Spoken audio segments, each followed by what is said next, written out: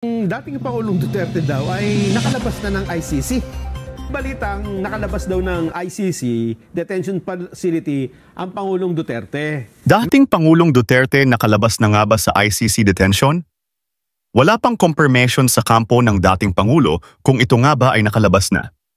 Narito sabay-sabay nating pakinggan ang ilang komento tungkol sa di umano paglabas sa ICC detention ng dating Pangulo ayon pa kay Vice President Inday Sara.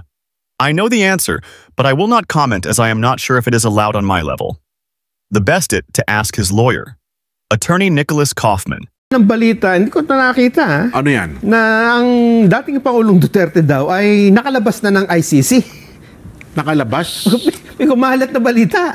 Nakalaya o baka naman nagpa-araw lang? Hindi kaya? Ewan ko, kasi maging ang Vice President Sara Duterte ay hindi alam kung totoo ito ang sabi niya dito ay, I know the answer but I will not comment. Hindi niya, no? As I'm not sure if it is allowed on my level. Ganon? The best is to ask his lawyer, Attorney Nicholas Kaufman.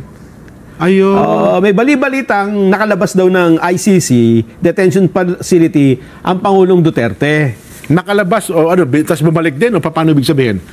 Wala nga ano Baka kasi naman paglabas, nilabas na yung ulong gano'n tapos bumalik din agad. Ako ay nahihiwagaan sa sagot nito. Kasi sabi niya, I know the answer. Okay. Ibig sabihin, alam niya kung nakalabas o hindi. But I will not comment as I'm not sure if it is allowed on my level. Kung allowed ba siyang sabihin kung ano talaga estado? Oo, ganun kasi, ba ibig sabihin? Tignan mo kung reading between the lines. Yes, oo.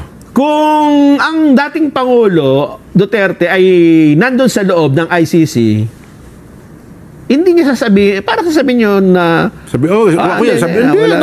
nandun yan. Nasa nakakulong. Diba? Kasi wala namang, kasi kung siya lumabas, parang ito ang mas akmang sagot. Oo nga. Kasi kakaiba yung nangyari. Bakit natin nasabi yun? Kasi meron siyang, I am not sure if it is allowed on my level. Baka may confidential na agreement diba?